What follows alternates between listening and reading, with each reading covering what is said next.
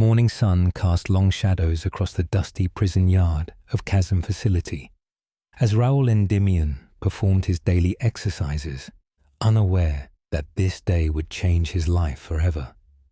The guards watched him with their usual mixture of respect and wariness.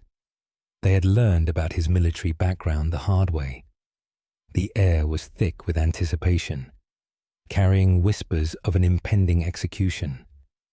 But fate had different plans. As the prison sirens wailed, a familiar figure emerged from the shadows. Martin Silenus, the legendary poet, his eyes gleaming with purpose and mischief. His unexpected appearance sent ripples through the facility, and within hours, Raoul found himself free but bound by a promise that would echo through time itself.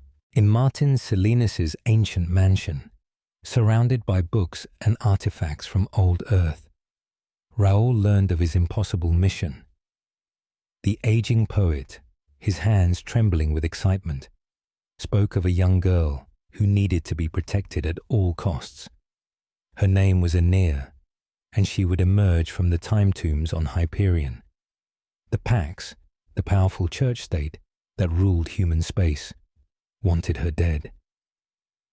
As Martin revealed the details, the very air seemed to crackle with energy, and somewhere in the distance, thunder rolled ominously.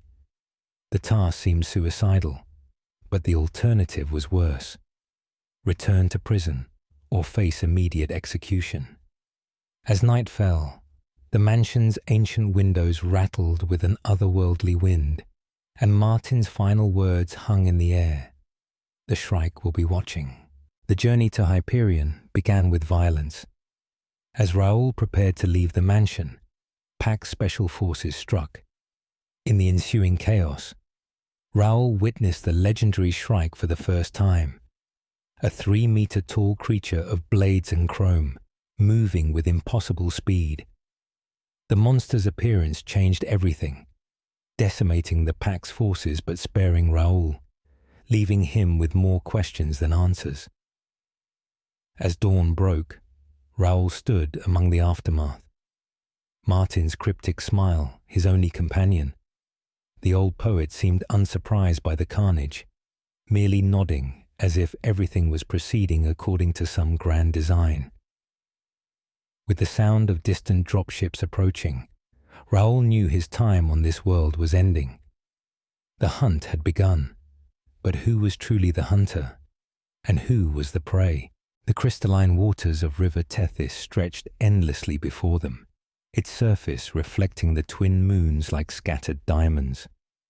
Raoul Endymion stood at the stern of their small craft, his weathered hands steady on the rudder as they navigated through the mysterious waterway that connected worlds.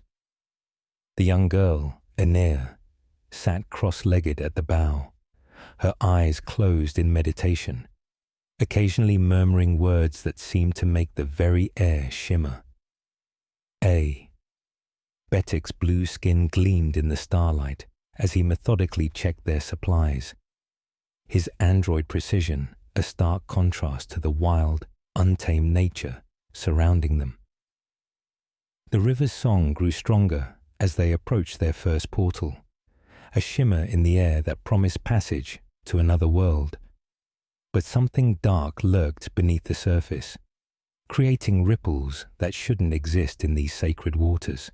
Their journey through the portal left them breathless, emerging into a section of river flanked by ancient ruins that seemed to whisper secrets of fallen civilizations. Aeneas' eyes lit up with recognition, though she'd never been here before. She began pointing out architectural details that shouldn't have been familiar to a 12-year-old girl, speaking of builders long dead and purposes long forgotten. Betic noticed the shadows moving independently of their sources, while Raoul's soldier instincts screamed danger. The ruins held more than just memories. Something was watching them, learning their patterns, waiting.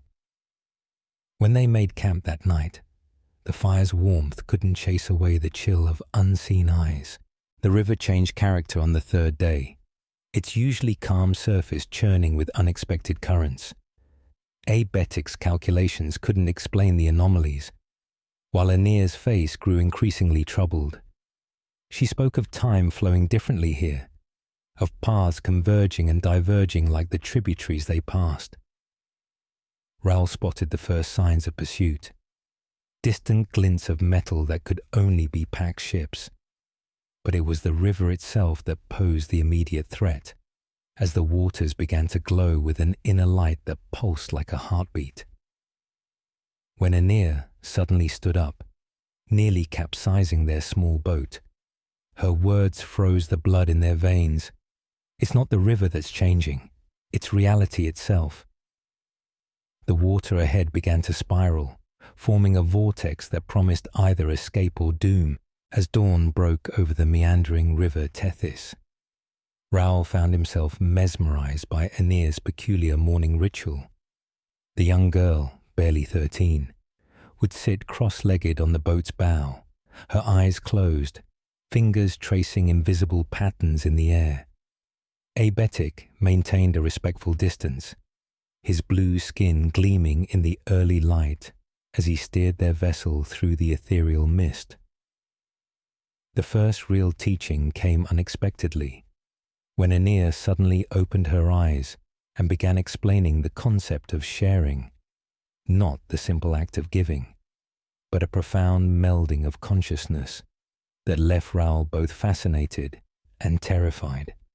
Her words seemed to dance in the air, carrying weight far beyond her years, speaking of quantum entanglement and human evolution, with the casual ease of discussing weather patterns. The session ended abruptly when she sensed something in the distance, her face turning pale with concern. Their journey led them to an abandoned space station, its ancient halls holding secrets from the hegemony era. Here, Aenea revealed her second lesson, using the station's decrepit memory chambers to demonstrate the interconnectedness of all human consciousness. Betic stood guard while Raoul experienced visions that shook his understanding of reality.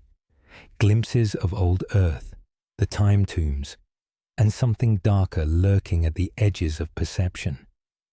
The young teacher's voice guided him through the chaos, explaining the void that binds, the mathematics of human souls, and the impending choice humanity would face. The session was interrupted by distant alarms, warning of approaching Pax vessels. As they rushed to escape, Aenea left a cryptic message encoded in the station's mainframe, meant for others who would follow their path. The final lesson of this phase came at a devastating cost. While hiding in the ruins of a Cybrid monastery, Aenea began teaching Raoul about the true nature of time and space. Betic discovered ancient manuscripts that seemed to predict their arrival, adding another layer to the mystery of their journey. As Aenea delved deeper into explanations of quantum reality and human potential, they were ambushed by Pax scouts. In the chaos that followed, their group was separated. Raoul learned his first practical application of Aenea's teachings, using his newly awakened abilities to ensure their escape. But the price was high. The monastery, containing countless historical treasures, had to be destroyed to cover their tracks. As they regrouped miles away, Aenea's usual confident demeanor cracked slightly, showing the burden of knowledge she carried. The day ended with her promising more difficult lessons to come, while distant explosions lit up the night sky. The crystalline waters of River Tethys reflected the twin moons overhead, as Raoul kept watch from the stern of their archaic riverboat. The gentle hum of Betic's maintenance work below deck provided little comfort against the growing sense of unease. They had been tracked across 3 worlds now, and Father Captain de Sawyer's persistence was becoming legendary. Aenea sat cross-legged near the bow, her young face illuminated by starlight, seemingly lost in meditation, but acutely aware of their predicament. The night air carried whispers of danger, and Raoul could have sworn he saw the faintest glimmer of a spacecraft breaking atmosphere thousands of kilometers above.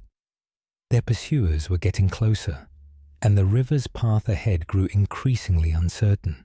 The monastery of the floating gardens appeared as a haven amidst their desperate flight. Ancient stone structures defied gravity, suspended between massive vines and floating islands. Brother Clement welcomed them with open arms, offering sanctuary from the Pax forces. But as Aenir explored the mysterious gardens with a Batik, she sensed something amiss in the sacred geometry of the place.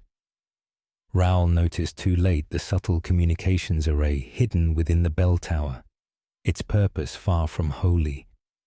When the first Pax troops began their descent from the clouds above, the true nature of their sanctuary revealed itself.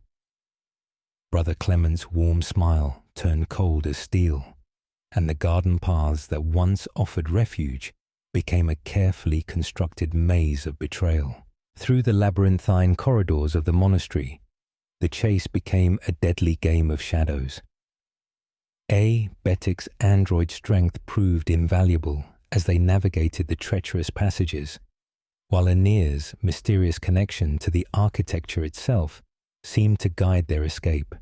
Father Captain de Sawyer's voice echoed through the chambers, both threatening and oddly compassionate, a reminder of the complex nature of their pursuer. As Pax forces closed in from all directions, Raoul discovered an ancient portal chamber deep within the monastery's heart. With the sound of boots growing ever closer and Brother Clement's betrayal complete, they faced a desperate choice: trust in Aenir's untested powers, or face the full might of the Vatican's justice. The chamber's archway began to hum with energy as Aenir placed her hands upon its surface, but whether it offered salvation or damnation remained to be seen. Thank you for venturing into this realm with me. If you crave more enchanted worlds, mythical battles, and secrets whispered from ancient pages, join the Guild of Storybound Explorers. Subscribe now and ring the bell to unlock every new quest the moment it drops. The next chapter awaits. Will you answer the call?